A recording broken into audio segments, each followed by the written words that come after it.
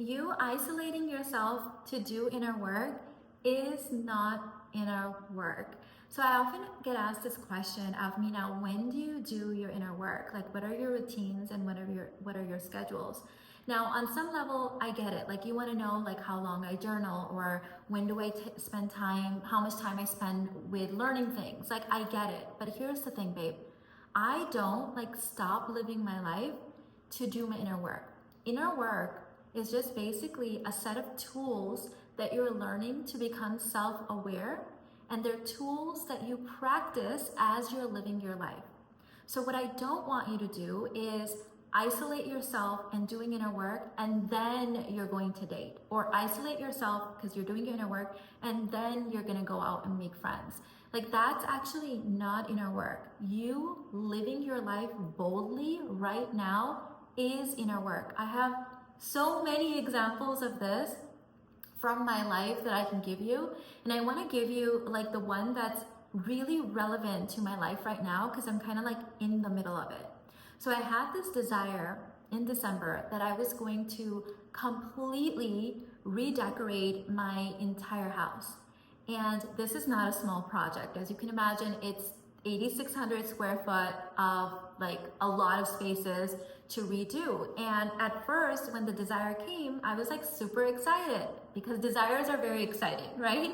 It's like, yes, like it's gonna be amazing. I have this vision for the entire house and how it's gonna look. And I'm like, yes, it's gonna be like an amazing 10x, 20x for 2025. Immediately after this, I started having all of these thoughts of like, oh my God, like I'm gonna have to search for all this furniture, and like, and then am I gonna paint? Am I gonna wallpaper? And who's gonna do what? And am I gonna do it all at once or one room? And what about my work? And is this gonna like disrupt the kids? And all of this stuff started coming up, right? And using the tools that I have from all of the inner work, I started now putting these in practice. I knew that this is just resistance. So I was like, okay, well, what's like an easy solution to all of these problems, like all of these things that are coming up? And I'm like, oh, we're just gonna hire an interior designer, right? Like, I'm not gonna do this. I get to live my life with my family, and like someone else comes in and they get to do all of it. Well, then that was settled. And so then I started reaching out, contacting, doing research on interior designers. Now communicating with all of these people and seeing the ones that were not willing to listen to me and just had their own vision for my house versus the one person that like took the time to listen to everything, my vision, what I wanted, did her research, showed up, was willing to move at my pace. I'm like, yes, done, you're hired, right? Then there's the phase of like, talking to family members and other people, and they're like, well, I want to move slow, and you're like, no, I want to move fast because I'm impatient and I want all of it done first. That there was inner work there. Are you seeing what I'm saying, right? All of my inner work happens from making really big, uncomfortable, bold decisions. So we started the process in my office, and this isn't complete yet, but like as I was, as the project was happening, well, one of the contractors that the interior designer hired accidentally ended up damaging one of the screens in the window. And when I saw it, my immediate gut reaction was just like, it's no big deal, it's fine, it's just a screen, we'll just have it replaced. But then I remembered that one of my mentors had pointed out last year that I have this tendency of like letting things just go and be like, that's fine, that's okay, right? And then I was thinking, well, I have a long relationship ahead with this interior designer because she's gonna do the rest of my house.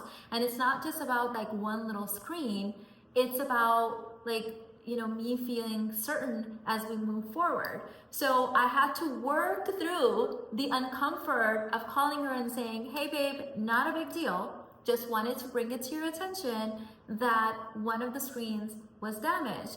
And of course, immediately being a professional herself, being super emotionally intelligent, like that's why I hired the woman, like we get each other. She was like, oh my God, let me take a look. No big deal. I got you. I'm gonna take care of this right away. And she not only did that screen, but she ended up changing the other one to match, because it's like, we can't just have you with one different screen. Why is this important? It's not about the broken screen or the fact that she fixed it or didn't fix it, or the fact that it's just a screen, Mina, just why don't you just fix it? It's about actually using, like, I invested a lot of money in my mentors, and when they taught me certain things and pointed certain things and called me out on certain things, I now need a place to practice those things, right? So when I got called on that, hey, Mina, a lot of times you let things go because they might not be big deals, right? The screen was not a big deal to me at all. But my mentor was like, it's not about whether something like a screen is a big deal or not, right? It's about the fact that you haven't exercised this muscle of like being uncomfortable, having conversations of like, hey, I don't mean to be petty. Do you see what I'm doing? It's like, oh, it's just a screen.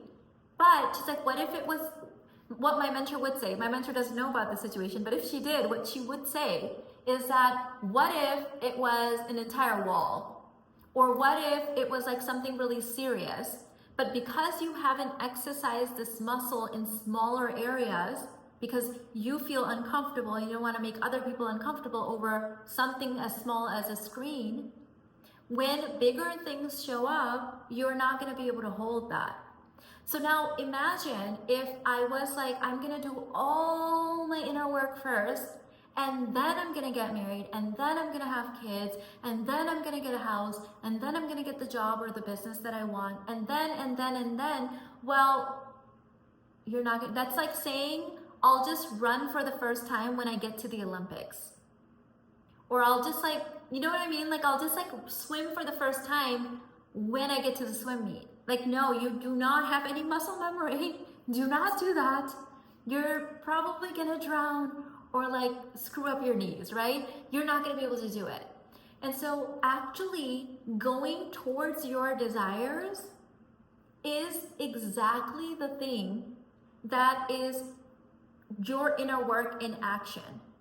And you are gonna mess up. Like even now, when I approved the design for my office, which I'm freaking out, like I have to show you guys, like, oh my, it's not done yet. It's like 75% done, but it's like literally out of my dreams. I'm obsessed with it. I'll do like a whole tour once it's done.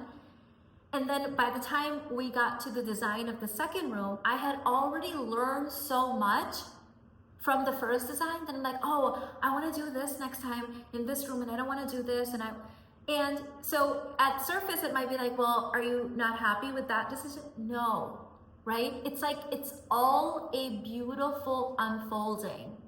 It's all, there's no such thing as you making a mistake. It's all just you doing your inner work in action. If you date the wrong guy, he was not the wrong guy. He was exactly the right guy to show you that he was the wrong guy, that that's not what you like, that that's not what you prefer, that we're not gonna do that again. So I think some people, and I say this with so much love, like I have been there, I totally get it.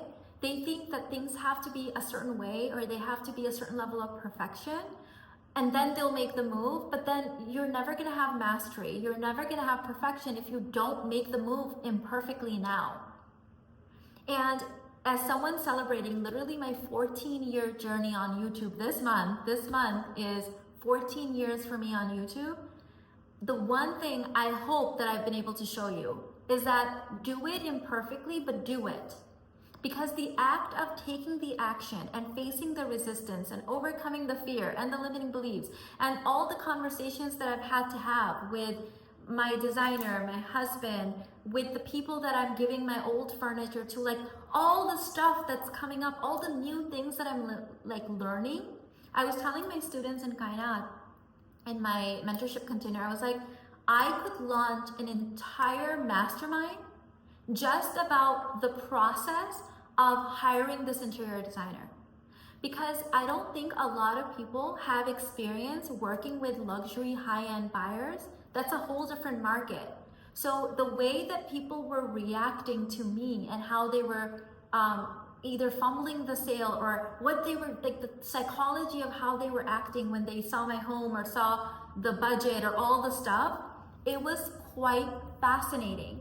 And the minute that my current interior designer entered my life, I immediately knew that she was used to working with high caliber clients because of the way that she held the project, the way that she held me, the way that she is able to give her projects and her advice while also listening to what I need and catering to that and giving me exactly what I need while also being a master of her craft. That could be a whole sales training. Now imagine if I'm like just sitting and waiting for myself to do all my inner work and not living my life. Well, then I'm not even learning the things that I teach. You guys know, like I have 130 courses and a lot of them have most of them, all of them have so much real, actual lived experience because I'm living my life so boldly. I'm always living on the edge, on the uncomfort. As soon as I start getting comfortable where things are very, very easy, I already know that I've already outgrown my life. Because if I'm not living on the edge, I'm not learning new things. And I get it. Some people don't like that kind of lifestyle. I get it. That is not me. I love learning and growing and pushing my capacity and my boundaries and my containers of what I can have and hold and experience. If I wasn't actually living my life, I wouldn't have any of the stories that I share in my courses because it would all just be this thing that I heard somewhere or read in a book and then just shared with you. But becoming someone that makes power moves, lives such a bold, big life that I don't even recognize myself year after year. I don't even recognize my life year after year. In fact, I feel like I lived like 10 years in one life, in 1 year, because of the big changes that I'm making, the experiences I'm having to overcome, the resistance, the fear. That is you doing your inner work. Can you see that, right? That's actual inner work. So please don't think that you isolating yourself to like through your entire life is, in fact, I don't even trust that someone's done their inner work if they've actually not even used those principles to change their current reality. And I get it, there might be a time when you have to somewhat like isolate from certain things. And when we say isolate, what we're saying is that I'm no longer prioritizing the 80% that I used to prioritize, and I'm focused on this little chunk of this 20% that I'm like really going all in. But if you never come back out, if you never actually have experiences that change you, that transform you, that have you face resistance, that have you face your fear, I don't really trust that you've done your inner work. How do you know? How do you know? Because if you cannot do that thing that you can do privately in a relationship, whether it's a relationship with a client, with your boss, with a romantic partner, with a child, with your mother, then you're not really actually exercising your muscles. It's actually like if I work out every single day in my mind, right? Well, how does that look like to actually go to the gym and work out and face the resistance of showing up every day and actually tear down those muscles and then rebuild them, and having to face when I'm sick and how do I manage that, and do I take time off, am I able to go back? Real life is you doing your inner work. The second thing I want to talk about, and it really is kind of layered in with this topic, is I think people are too quick to protect their current lifestyle at the expense of growth and capacity building. Hear me out, I get it. As people that have experienced a lot of things, like you guys know, I've had both big T trauma and little T trauma in my life, right? If you've read my Lady Balls book, you already know that. And so obviously, having been someone that didn't have a lot of safety in my childhood, when I was able to finally create that in my life, of course I wanted to hang on to it with every fiber in my being. I didn't want to shake anything up. It's like, finally, I can breathe now. I have safety.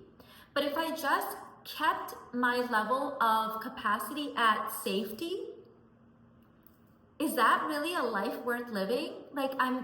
Is that all we're going to do? We're gonna go through the entire process of being birthed in this planet, going through the womb, like 9 months in the womb, going through the birth canal, all the things, childhood, all the things, to only say, okay, I'm safe now, and I'm just going to like hold the pose of safety forever and ever and ever, amen. Well, that's a level up from where you were, but is that really you thriving? Is that you flourishing?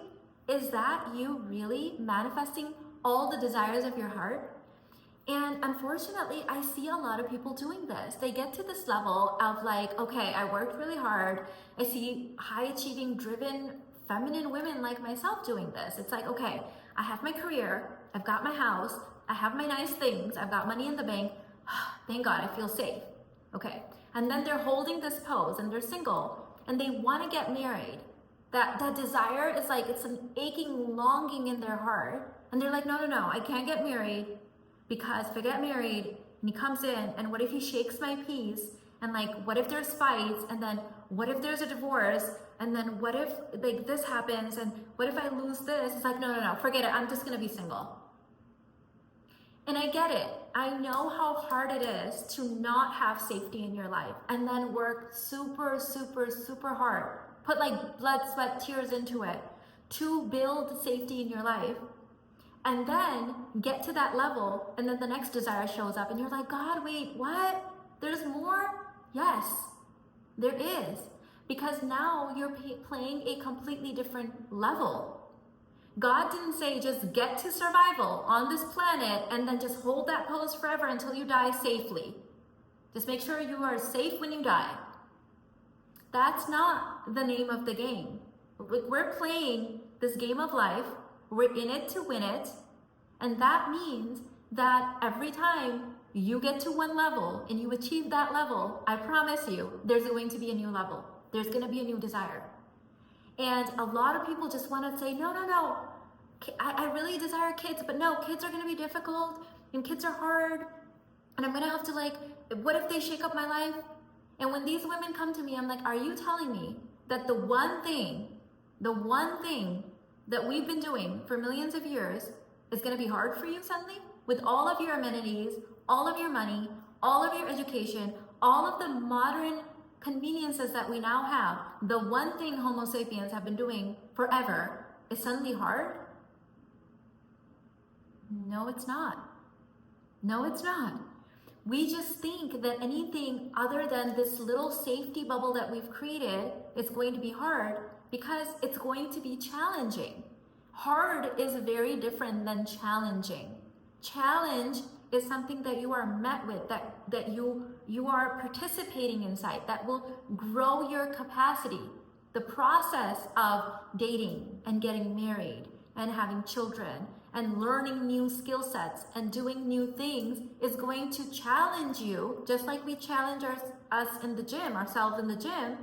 If there's going to be parts that are going to break down, just like we break down our muscle before it's rebuilt, that's challenging. It's very different than something just being hard for the sake of it requiring more effort versus a challenge where something breaks down inside of you and is now rebirthed. That means you are getting stronger. And so I want to pair these two things together with like protecting our current lifestyle, which is just like, girl, there's a level after survival. In fact, once you reach that level, guess what? Hint, there's another level. Because that's what you came here to do, not to be cocooned in this little place of safety for the rest of your life, making sure nothing touches, nothing shakes, nothing rocks, because this is all I can handle. Well, then you're gonna have a very small life. And if that's what you truly desire, I'm so happy for you.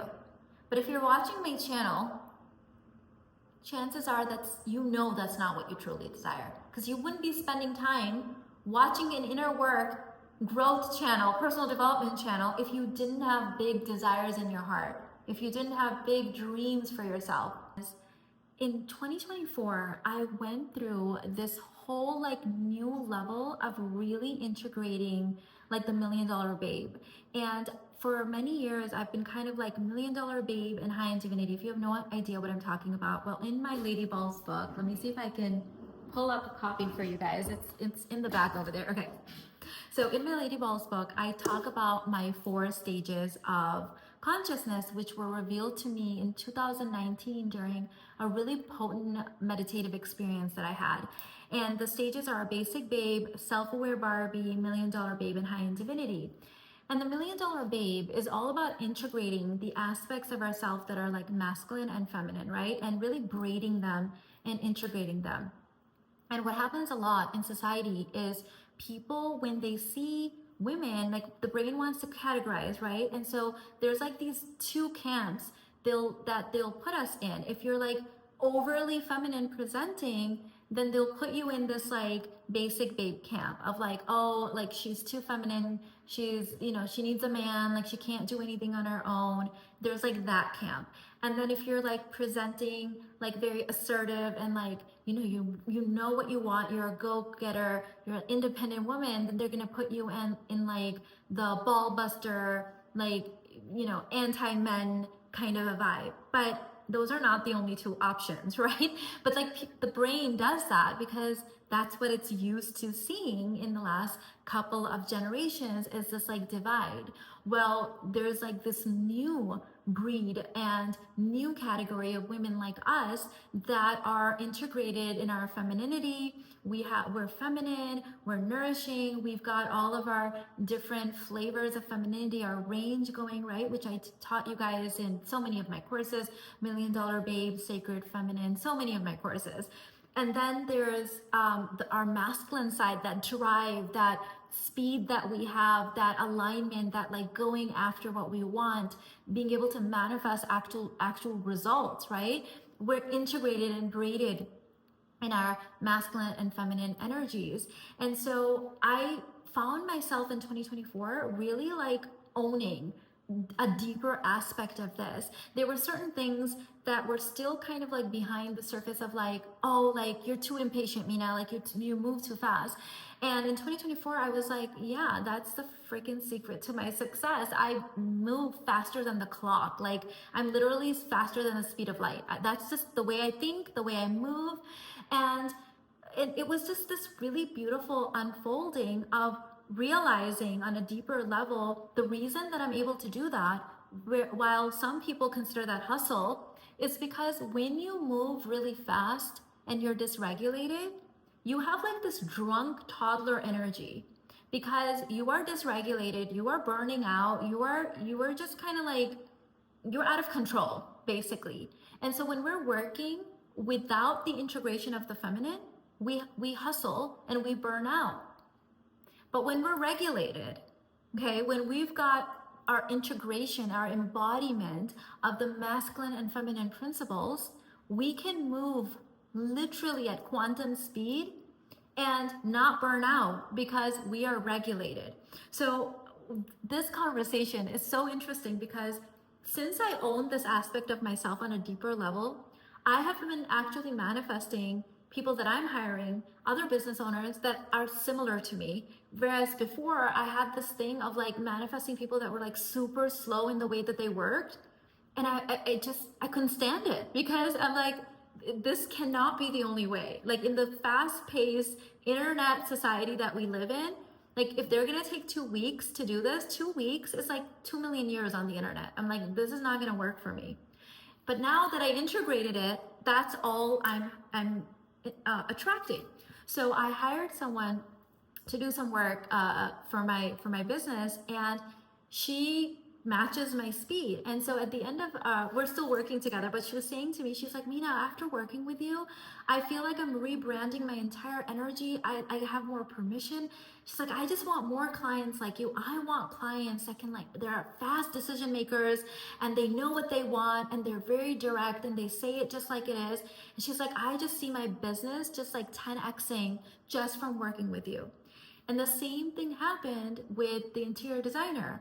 And we were having this conversation literally in my office yesterday as we did this partial reveal. I'll share that whole story with you another time, why we had to do a partial reveal.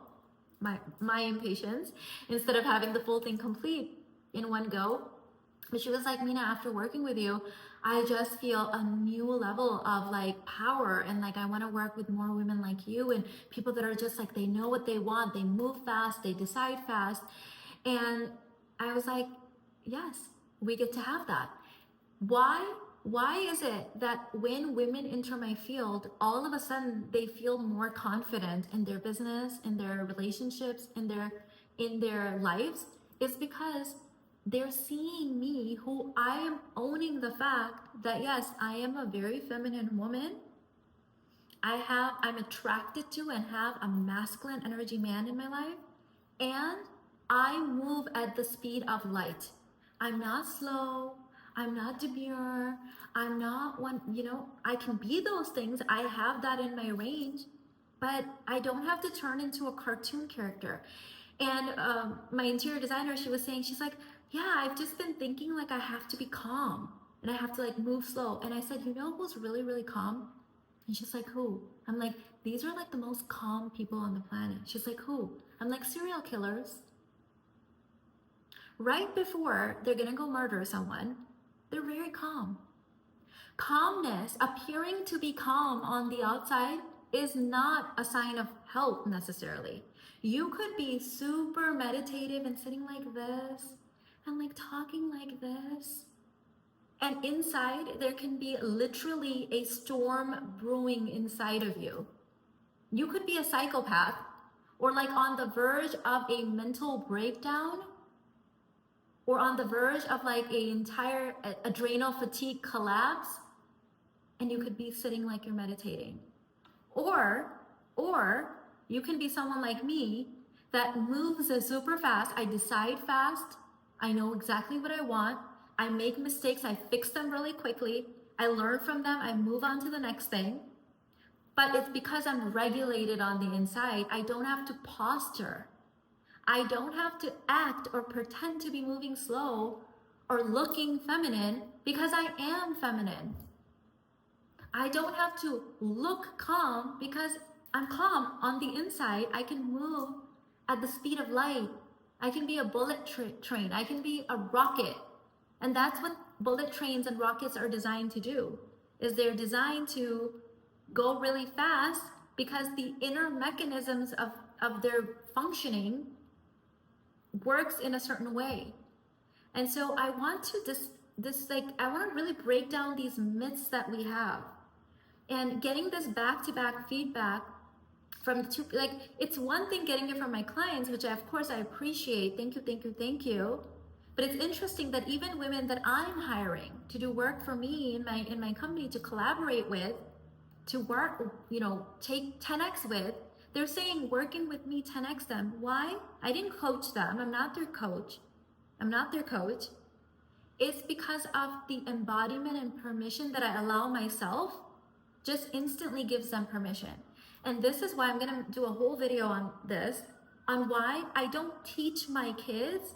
I just embody what I need them to know. What I desire for them to know, I just embody it. Because our existence, the way that we show up, is permission for someone else. That is the teaching. I don't have to teach, I am the teaching. I don't have to act feminine, I am feminine. I don't have to be sitting here calmly in, like, I don't know, the lotus position or whatever to show you that I'm calm, because I just am. I'm just regulated, okay? We're like beyond survival now. We're having conversations about like healing the planet. We're not sitting here talking about, is this feminine or not? You just are feminine. Tomorrow, we are doing this 3-day challenge, something that's gonna break you down and rebuild you stronger. It's called Lady Balls, and it's going to teach you how to have absolute certainty and control over your thoughts, your emotions, your reactions, your resistance. And so join me. There's 2 ways to join. There's a secret back door, which I'll tell you. But first, let me tell you the main thing. You can go and you can get your ticket for the Lady Balls, the 3-day event with a VIP 4th optional option if you want to upgrade. Or the secret back door to Lady Balls is through the 99 Realm membership, which I have linked in the description box.